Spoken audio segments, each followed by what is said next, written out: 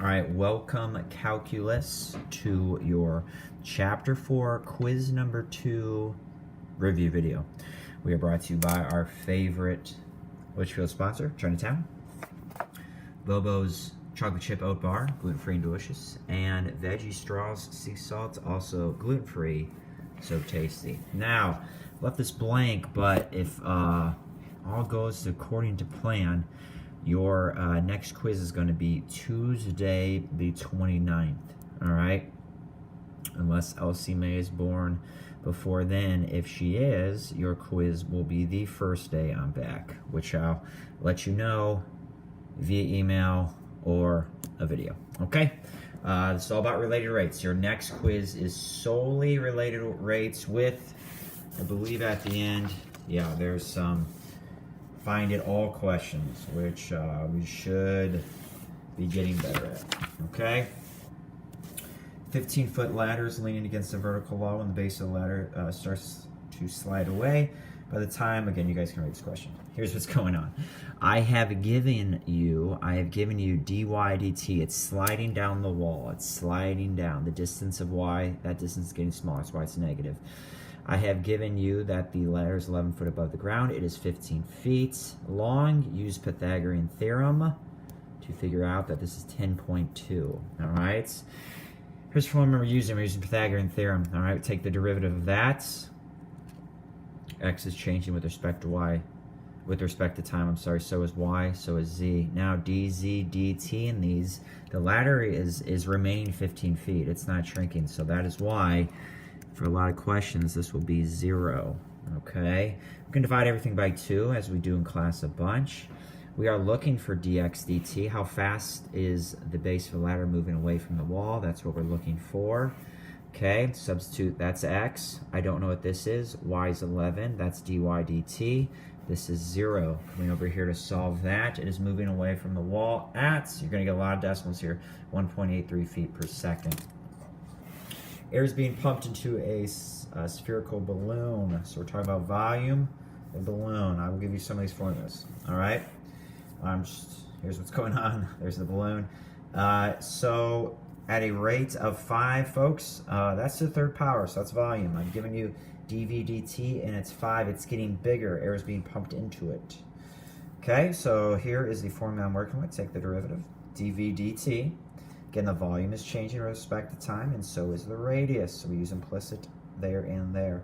So 3 times this, that gives you 4 pi r squared, and then dr dt. Plug everything in, I know.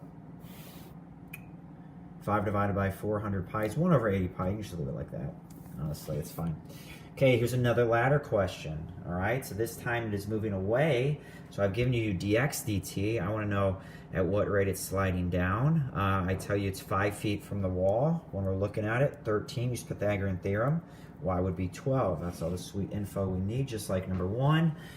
I'm taking the derivative of that formula. This will be 0 because the ladder is remaining 13 feet. 5 for x, dx dt is that. That's why I need to figure out what dy dt is. It makes sense. It's sliding down the wall, so that derivative should be negative. Again, you kind of know what your derivative should be if you think about this. 2 more related rates questions. Big fan of the inverted cone. That just means it's flipped. All right, so kind of like one of those original water cooler cups. Okay, that's the volume of a cone. And I believe dv dt, it's getting bigger. Water's being pumped into the tank, so that's why it's a positive. It'll never say if it's positive or negative. You just gotta know if it's coming out, negative. If it's going in, positive. So that's the derivative I'm working with. It has nothing to do with dr dt because, you're given nothing. I'm sorry. You're given nothing about the rate at which the radius is changing. Now the radius is changing. I mean, look at this. As it's getting pumped, the radius is getting bigger as water is going in. So because they didn't give you any info about dr dt, you can't have r in there. So because we know that the radius is 3 and the height is 6, we know that the radius is 1/2 of the height. So r is 1/2 h. So instead of writing r squared, I write 1/2 h and I square it. I clean it up. A half squared is a fourth. A fourth times a third is, right here, is a 12th. Okay, so this has nothing to do with r, because again, I don't know what dr/dt is, and I can't solve for two unknowns. I already have to find dh/dt. Okay, so I take the derivative. Again, when I take it, this is just going to be, it's like y. This is like y prime. Okay, when I take the derivative of this, it's going to be, the 3 is going to go out here, h squared, then dh/dt. All right, there's the washer going there, and here we go. Okay, just divide, take your time, and we get approximately that. Okay, take your time going through this. Again, when you're watching these videos, it better not be to like learn it for the first time. Okay, it needs to be to check your work. Again, you got to be bringing something to the table here when you watch these videos. It should be solely about you doing it first and then you checking your work and seeing what the answer is. All right, a cylindrical tank. Now, folks, with this, you know, it's not changing. The radius is not changing, so there is no dr/dt. Okay, I mean, you could use, some books teach the product rule, because these are two different variables. You could do it using the product rule, but then dr/dt would be 0, so you'd only be left with this. That's not 0. Okay, so again, we talked about it two different ways in class, or at least we will by the time we go over this. So do it however you want. Okay, so r is 6.4 always. Again, if you look at it, the radius is going to remain the same as it fills up. I am giving you dv/dt, and it is positive. How fast is the height of the water increasing? So we want dh/dt. There we go. I just, when I made this video, didn't fill this in. That's 40.96. Again, you guys can square it. There it is. All right. I can give you any of those related rates problems. Okay, those are all fair game.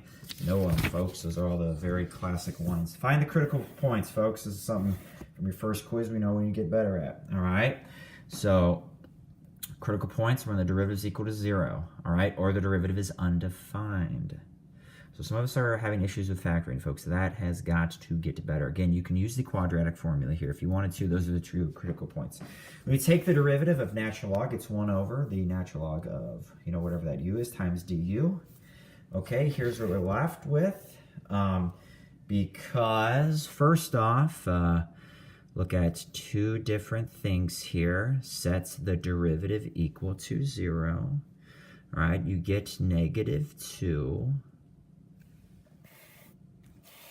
When you, again, set the numerator. So that's how you get 0 as an answer to a fraction. Again, can't be another critical value would be when the derivative is undefined. So again, you can use the quadratic formula, but because b squared minus 4ac is less than 0, that's going to have no real roots. So your only critical value is -2.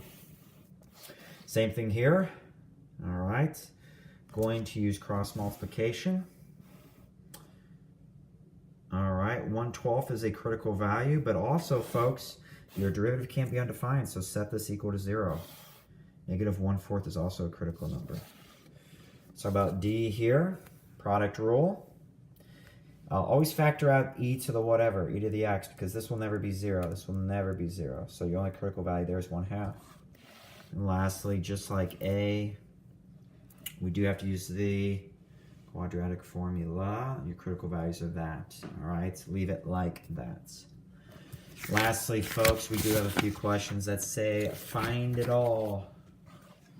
For each function, state the local min max, intervals of increase, decrease, and intervals of concave up, down, state any inflection points. Take the first derivative and set it equal to 0. All right, divide, I divided by 4. Remember, that is the first derivative for when you take the second derivative. You have two critical values. Again, some of us are struggling with basic factoring, and that has got to be perfect now. That's got to be perfect. There's no excuse not to factor this correctly. X is -1 and X is 3. Those are your two critical values. Pause. Now we're going to make our interval, okay?